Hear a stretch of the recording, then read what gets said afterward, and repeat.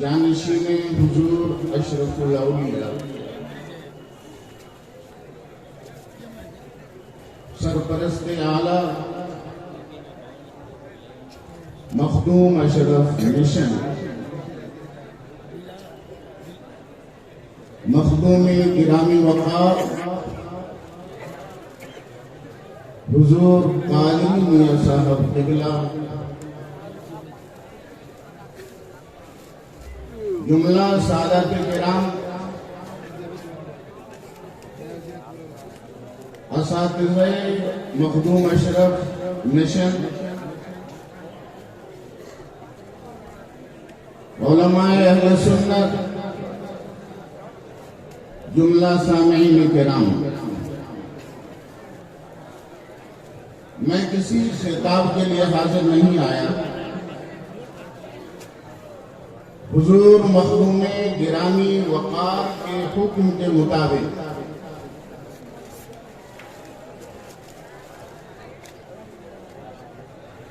حضور مخدوم العالم ہمارے مخدوم کے مخدوم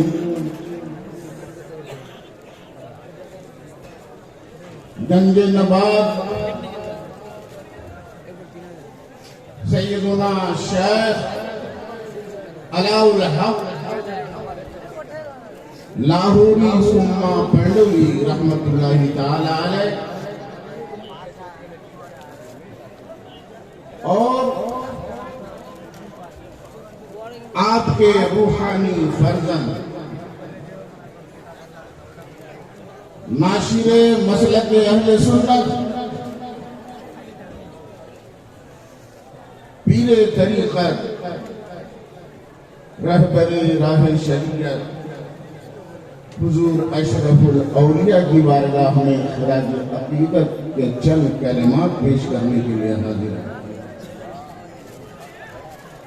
محترم حضرات، اس وقت ہمارا مخدوم اشرف مشن کے پنڈال کے نیچے حاضر ہیں. مخدوم اشرف مشن مخدوم اشرف مشن کیا ہے؟ میں یہ بتانا چاہتا ہوں مختصر سے وقت میں. ہماری زبانوں پہ ہے مخدوم اشرف مشن، تو ہمیں معلوم ہونا چاہیے کہ ہمارے مخدوم کا مشن کیا تھا.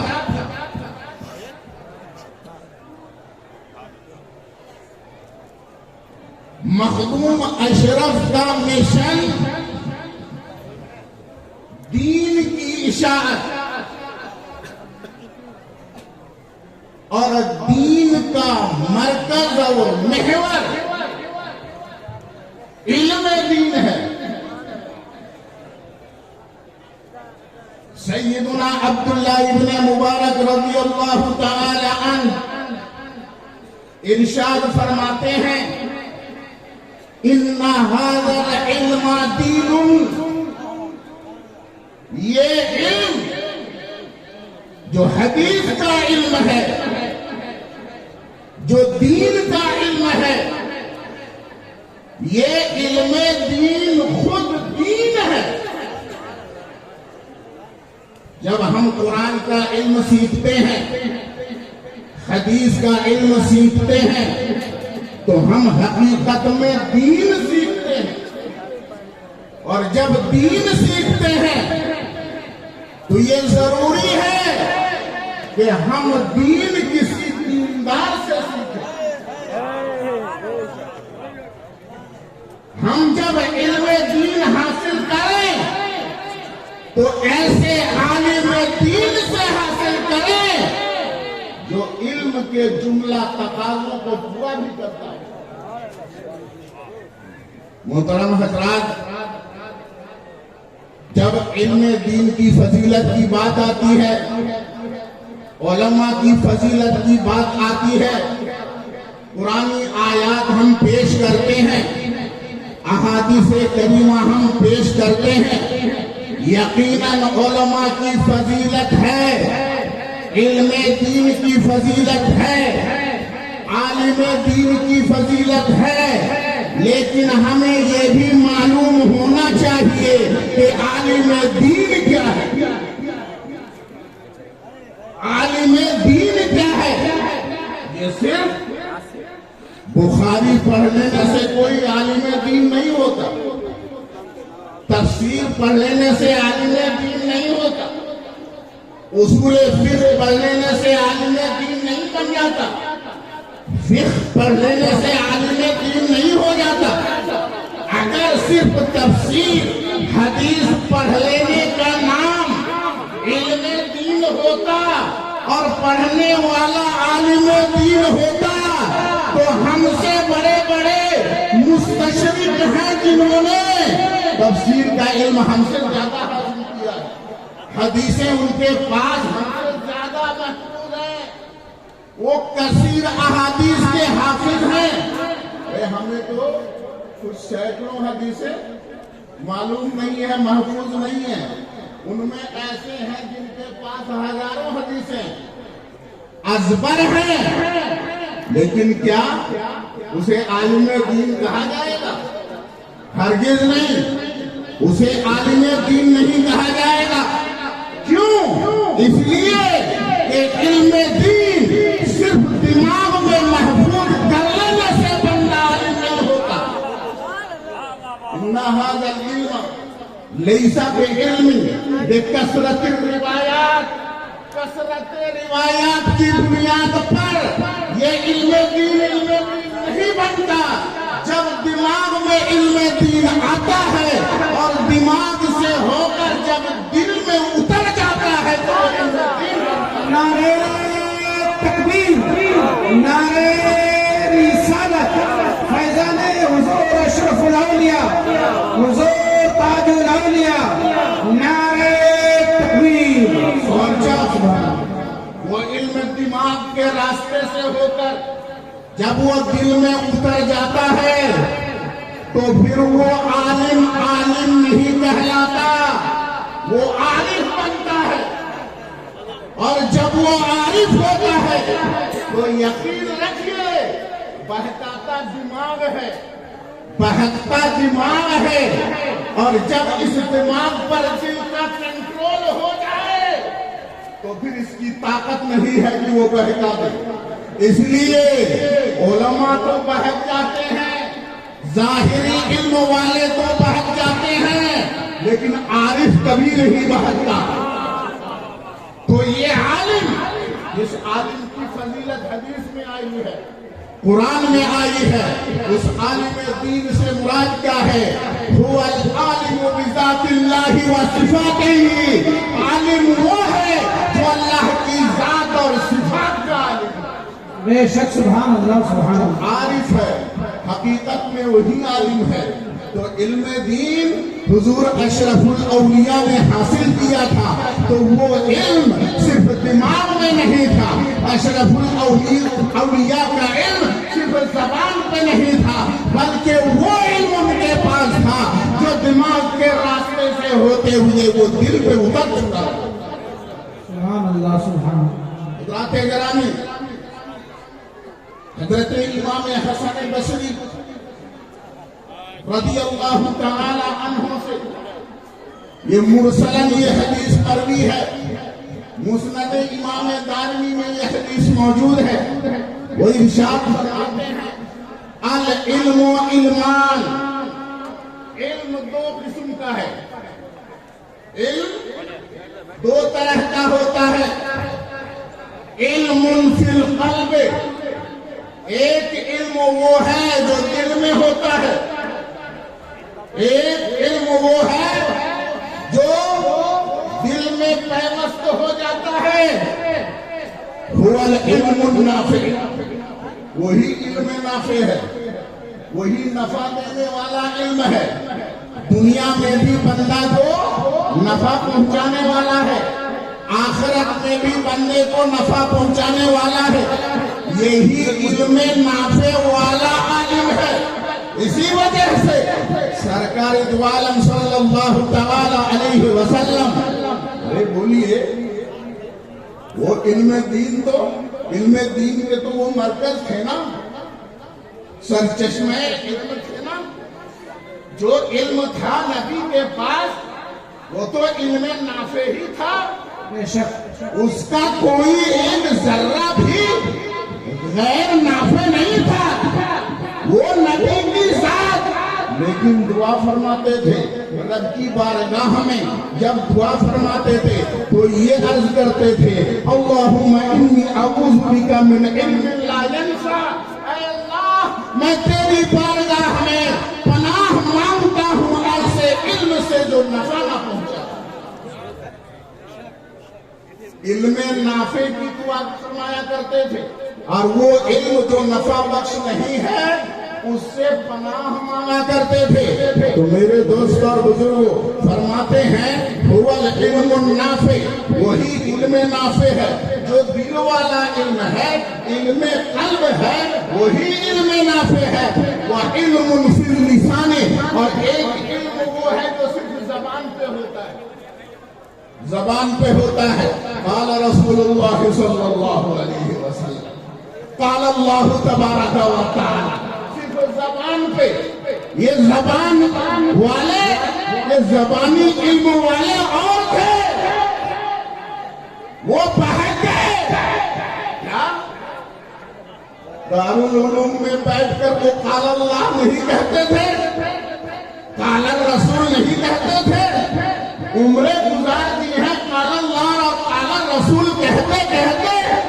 لیکن وہ کیسا علم تھا جس کے علم نے یہ لکھنے پر مجبور کر دیا کہ جس کا نام محمد اور علی ہے معاذ اللہ وہ کسی چیز کا مالک و مختار. وہ کیسا علم تھا کہ جس علم سے لکھ دیا کہ اگر نبی کو واضح علم غیب تھا تو ایسا علم تو ہر زید و بکر، سبیوں مجنون بچے اور پاگل اور جانوروں کو بھی حاصل تھا معاذ اللہ. کیا وہ قال اللہ نہیں کہتا تھا؟ کیا قال رسول نہیں کہتا تھا؟ کیا حدیثیں نہیں پڑھاتا تھا؟ کیا تفسیریں نہیں پڑھاتا تھا؟ کیا فقہ کی کتابیں نہیں پڑھی تھی؟ کیا اصول فقہ کی کتابیں کیا محفوظ نہیں تھی؟ بات اصل یہ ہے وہ علم قلب نہیں تھا، وہ علم لسان تھا، وہ زبان والا علم تھا. جب زبان والا علم ہوتا ہے تو بہکنے کے چانسز ہوتے ہیں. اسی وجہ سے اہل سنت و جماعت کا طریقہ یہ ہے کہ درسگاہ میں بیٹھ کر قال اللہ کہتے ہیں، قال الرسول کہتے ہیں، پڑھتے پڑھاتے ہیں، اور اس علم کو دماغ سے، ذہن سے دل میں اتارنے کے لیے مخدوم علاء الحق نبی کے آستانے پہ حاضر ہونے کی ترغیب دیتے ہیں. سبحان اللہ. اشرف الاولیاء کی صحبت اختیار کرنے کی تلقین کرتے ہیں تاکہ وہ علم زبان والا علم نہ رہ جائے، وہ علم دل والا علم بن جائے، علم قلب بن جائے. اور جو زبان والا علم ہوتا ہے اس کے تعلق سے ارشاد فرماتے ہیں وَهُوَ حُجَّةُ اللَّهِ عَلَىٰ عِبَادِهِ. یہ علم ایسا علم ہے یہ اللہ کے نزدیک یہ علم حجت بن جائے گا، یہ دلیل بن جائے گا. یہ علم عَلَىٰ عِبَادِهِ، بندوں کے خلاف یہ علم حجت بن جائے گا، لایا جائے گا. حدیث ہے نا، ایک عالم کو لایا جائے گا، اس سے پوچھا جائے گا میں نے تجھے علم دین دیا تھا، تو نے اس کے شکرانے میں کیا کیا؟ میری اس نعمت کا شکر اس طریقے سے ادا کیا. وہ عالم کہے گا اے اللہ تو نے یہ نعمت عطا فرمائی تھی، میں نے زندگی بھر علم دین کی نشر و اشاعت کی تھی، علم دین کی تبلیغ کی تھی، اور تیری رضا کے لیے تاکہ تو راضی ہو جائے. رب تبارک و تعالیٰ فرمائے گا ایسے علم والے سے غلط بول رہا ہے. تو نے اس لیے علم حاصل کیا تھا تاکہ کہا جائے کہ یہ بہت بڑا عالم ہے, یہ بہت بڑا فقیہ ہے, بہت بڑا مفتی ہے, بہت بڑا محدث ہے. فقط دنیا میں تو کہا جا چکا ہے, اب یہاں پر کچھ نہیں ملنے والا ہے اور فرشتوں کو حکم دیا جائے گا. حدیث کے الفاظ موجود ہیں, وَصُحِبَ عَلَى وَجْهِهِ فِي النَّارِ, ایسے علم والے کو فرشتے گھسیٹتے ہوئے جہنم میں داخل کر دیں گے. یقیناً علم کی فضیلت ہے, لیکن یقیناً عالم دین کی فضیلت ہے, عالم کی فضیلت ہے, لیکن عالم وہ جو مخدوم سمنانی جیسا ہو, عالم وہ جو مخدوم پنڈوی جیسا ہو, عالم وہ جو اخی سراج آیا ہند جیسا ہو, عالم وہ جو حضرت فرید الدین گنجے شکر جیسا ہو, عالم وہ جو حضرت قطب الدین بختیار کاکی جیسا ہو, عالم وہ جو حضرت نصیر الدین چراغ دہلوی جیسا ہو, عالم وہ جو خواجہ خواجہ جیسا ہو, عالم وہ جو غوث اعظم جیسا ہو. سبحان اللہ سبحان اللہ سبحان اللہ. ہم تو عالم دین کے خادم ہیں. اگر خادم تو یہ بہت بڑی قسمت ہے. کبھی دعویٰ نہیں ہے کہ عالم دین ہوں. عالم دین کے خادم ہیں, عالم دین کے مرید ہیں, اور مرید کا وہ مقام مل جائے جو اشرفی کو, ہمارے اشرفی کو وہ مقام ملا تھا. ایک مرید کہتا تھا پیر کی غلامی میں, ایک مرید کہتا تھا پیر کی غلامی میں بندہ کا ہوا بندہ, بندہ کا ہوا بندہ. اب وہ کیسا بندہ ہوا؟ بندہ کا جو بندہ ہوتا ہے وہ تو بندہ ہی ہوتا ہے نا, لیکن یہاں عام بندہ مت سمجھیے گا, عام بندہ مت سمجھیے گا. ارے بندہ تو ہم سب کے آقا بھی بندہ, ہم سب کے داتا بھی بندہ, رسولوں کے رسول جو تھے وہ بھی بندہ. لیکن وہ کیسے بندے تھے؟ وہ بندگی ان کی کیسی تھی؟ وہ ایسی بندگی تھی, ایسی بندگی تھی کہ پیارے آقا اپنی بندگی پر, اپنے بندہ ہونے پر فخر کیا کرتے تھے, فخر کیا کرتے تھے. اور ایسا بندہ قرآن نے جب کہا, معراج کی جب بات آئی, جب بلندی کی بات آئی, جب اونچائی پہ لے جانے کی بات آئی, تو معراج کی بات ہے, لیکن وہاں اسرا بعبدہ ہی نہیں کہا جا رہا ہے, اسرا بعبدہ ہی کہا جا رہا ہے. شان بندگی کو ظاہر کیا جا رہا ہے. بندہ کا ہوا بندہ, وہ بندہ ہم جیسا بندہ نہیں, ہم جیسا بندہ نہیں, ایسا بندہ جو کمالے بندگی کی شان کے ساتھ بندہ بنا ہو. جب وہ بندے کا بندہ بن گیا تو وہ جب بے مثال بندہ کا بندہ بنے گا, جب شان والے